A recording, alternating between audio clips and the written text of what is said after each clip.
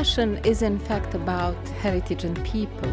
We try to understand how destruction of cultural heritage and its restoration after different kind of social trauma like war, terrorism, apartheid, occupation and similar situations, how they influence people.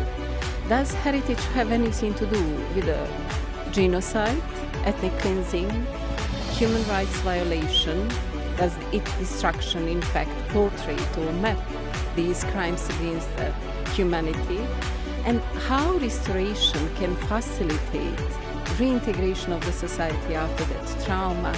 How cultural heritage can be considered as a tool of reconciliation, of regaining the pride, and how it can heal the victims of the trauma. So we are talking about the stones and mortar, of course, about the physical authenticity of the cultural heritage sites, urban cores that are affected by destruction and that are subject of our concern for restoration. But when we are talking about these physical issues, we try to understand the need of those who consider those stones and mortars their heritage, who attach the system of their values that make them human to the heritage. Well, I think it's very timely and it's very interesting that it's done here in the region, because we know that there are many unhappy things going wrong around here, and it's important that one center in the region is trying actually to address the issue from the region, which I think it's important to have some kind of insight, that if not exactly from the same area where we have the conflicts, where we have all these problems, but still there is probably a closer understanding between the people that lives here with the culture that live here and those who are, now under conflicts, for instance. So I think that would be an important element of an insider perspective, if you wish. I think it's been really interesting, particularly this morning they discussed the United Kingdom and a site of which I'm very familiar, Stonehenge, so that added to the interest for me. I think it's going very well. I think the Kingdom of Bahrain have been very excellent hosts so far, and there are always very complex issues, but we're making progress. This is day 4 and a lot of progress has been made. I think it's absolutely fantastic. We really had a great time, so appreciate it. I think it's Bahrain really should be proud of themselves. They put on a fantastic event, and it's been, to come here and share the space with so many different countries. It's very unique, and I think the venue itself and all the support facilities are superb. You couldn't have asked for any more. Yes, I'm talking at one of the side events, and this is a side event at which ICOMOS, which is one of the advisory bodies to UNESCO, is presenting some new thematic studies. So a thematic study is where we are describing a new form of heritage, so that the advisory bodies and the state parties can understand what is valuable in that sort of heritage better, and hopefully then we will encourage more countries to put forward heritage of that sort for the World Heritage List. I think it's been fantastically organised. I think having a brand new building has been sensational, and the welcome and the hospitality has been really excellent. It's been going really, really well. Well, we are very happy to be here. We have feel very, very welcome for you, for your country. We have visited these really beautiful places, and everything is really good organized. So we are very happy to be here. I think it's a really good conference. It's gorgeous to see people from all over the world coming to commit themselves to the conservation of World Heritage and to share their views and to share experiences. And what's more, I think that the venue for the conference is really gorgeous. It's very well organized. It's a very comfortable situation in this conference room here. I really enjoy it, and actually when you asked me to answer some questions concerning the conference, I was working on some issues because it's also a very comfortable working place, especially during lunch break when it's a little bit calm in here when people left, so I really enjoy it. National identity is in fact embodied, crystallized in these physical facts, and both tangible and intangible heritage. So national identity is in fact kept by this link of people to these physical items that we attach the value to. So there is no heritage without people. And it's very important to understand that community, that group of people cannot sustain without its cultural memory, without its heritage. And that kind of understanding, integrating community, raising awareness of everyone in a community that heritage matters for that person and for the dialogue with the others is extremely important. So making everyone responsible for every monument in a certain community, that's the way to do that. Well, there are many different things that can be done, but I would say that instead of speaking about heritage, I would borrow a word that is very much used by a colleague of mine who speaks about inheritance. And inheritance is a more dynamic term. It means that heritage can become and has become a sort of commodity to be sold for tourists. Inheritance is more the passing down, which made by physical, tangible aspects, but also intangible dimension. And I would like also to recall a French scholar who is François Choet, who speaks about the capacity to inherit and the capacity to transmit. And I think there should be some reflection further to be done on whether we are still able to inherit and to pass down. So I think we need probably practical work, but also some reflection to be done in terms of the success that we have reached now. It seems to look like everything is accepted. Heritage now, of course, everybody wants to protect heritage, but the why is not so clear any longer, in my view. The sessions have been eye-opening, really, to see how the committee works in practice has been really eye-opening, really educational, really informative. I really also enjoy how all the countries have put different literature about their projects, which has been really helpful, so it brings it to life. There's been film, there's been talks, it's been absolutely vibrant. So you may be aware of a site called Stonehenge. It's a prehistoric site in England. We are trying to improve the site because there's a road which goes through it at the moment. So we're building a tunnel, but obviously we have to be very sensitive to the archaeology. It's a 5,000-year-old site, so we want to make sure that as we build the tunnel, improve the transport situation, address the pollution problems, and protect the archaeology. And we wanted the guidance of the committee on making sure we do that in the best possible way. Well, through the work that UNESCO does in conventions like this, it's where people can come together and share best practice and good ideas and have all the checks and balances that exist within the systems. Well, my particular interest, actually I'm going to answer a different question, may I? But my particular interest is in science heritage and particularly astronomical heritage. And I represent the International Astronomical Union, which is an international body of astronomers, but it also includes historians and archaeologists such as myself. And we are working with UNESCO to try and promote astronomical heritage, be it ancient or modern, and also to promote interest in that sort of heritage. And also, hopefully, promote interest in science heritage in general, because actually there are very few science-related sites on the World Heritage List. Well, I think conferences like this do a great deal to bring people together. So I think it's about communication, I think it's about dialogue, I think it's about understanding other people's issues and concerns, many of which are similar for countries around the world. And I think through education, I think that's a very important part of this, is to educate people to understand and be aware and raise awareness.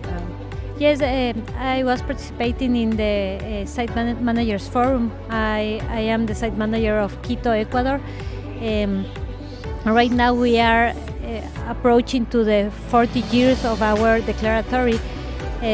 So we presented how we are conserving our site and how we are promoting a better life in the site without damaging the OUVs that UNESCO gave us for the declaratory.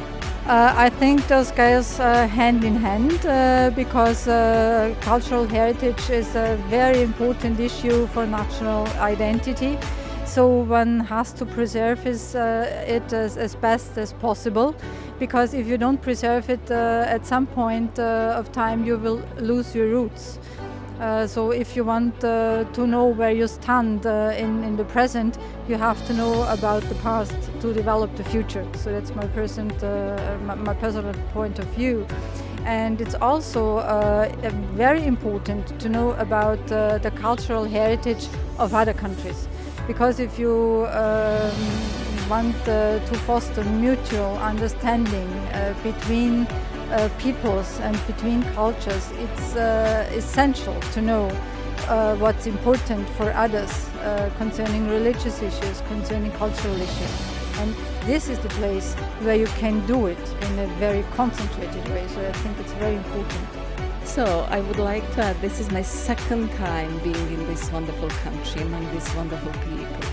And what in fact Sheikha Mai and the team that she is heading have done at the stage of the world concerning cultural heritage protection and through the establishment of this regional center for World Heritage Site is something that is really fascinating and that gives a hope that the heritage of this region that is so important for the whole world will be preserved, presented and enjoyed in the best way.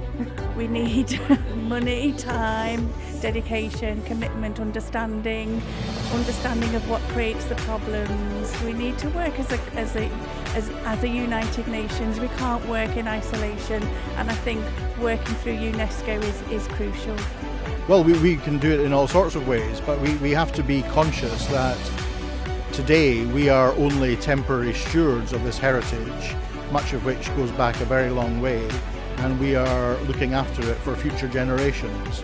So whether it's through physical protection, government legislation, or training people with the right skills to conserve sites effectively, I think that those are just some of the ways we can do that. In the last few years, we've started to see technology heritage represented nicely in World Heritage Sites. There are railways, there are bridges, there are canals. And what we're working to do now is to try to promote science heritage sites. And astronomy is a good place to start with that, because every human culture has a sky and relates to that sky, whether ancient or modern. We are working a lot with the people, with participatory processes, and we are very happy because when people feel listened, they help us for the daily work. So I think that's the key, that and the networks. Yes, in a way it is, because if you especially look at the development of big cities, they become more and more similar all over the world, and it's similar problems. So this could also be a chance because the solutions could also be similar, but you have to put the finger into the wound, we say in Austria, and find out what the most important issues are, and then maybe find common solutions. Many. It can be deprivation, lack of economic resources, it can be disasters, natural disaster, and even war. And also, I'm from Liverpool in the United Kingdom. For us, our World Heritage Site is in the city centre. It's the need to build, and we're building on a World Heritage Site. We need to develop the city, but we need to develop it in line with its heritage, which is a problem. Well, I'm very much enjoying. This is my first trip to Bahrain, and I've been able to see some of the sites. I know you have 2 World Heritage Sites here yourselves, so it's been a very positive experience. A last word, congratulations, I think it's been wonderful. Thank you. You know, the heritage is this strong thing that keep us knowing and learning about the past, and that projects us to the future. So we as countries, as cities, we have to preserve these important things for the future generations. I hope that this committee continues meeting every year, and maybe will go on to find a common solution and commit themselves to World Heritage, so that we not only have globalized problems but also globalized solutions. My first time in Bahrain, my mum came here in 1964 when she was just married, so it's absolutely wonderful to be in Bahrain in her footsteps. Love it.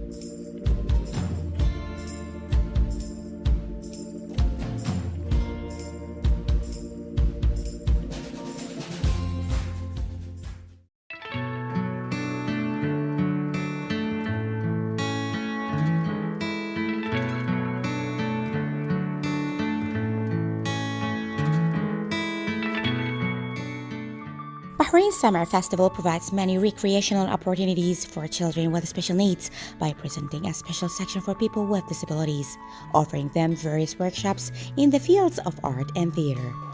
Cat, Peru, and Kether. Yes. Big, color, and slime. I like iPad. I like desktop. I like work. I like study. I like drama.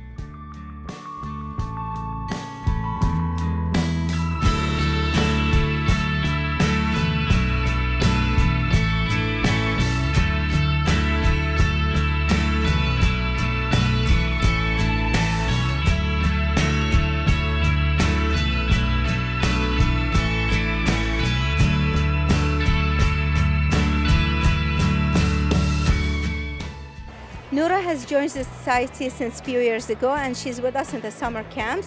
And this year we have joined the Nakhul tent, so she's with us as well. She comes on daily basis. She's very bright. She likes to paint and color, and she enjoys it.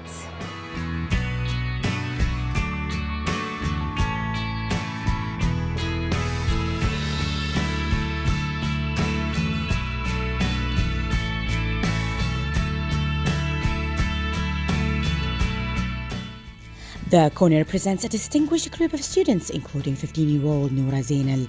Noura has Down syndrome. She's an outstanding and dedicated student at Hawar School and is loved by many teachers and colleagues.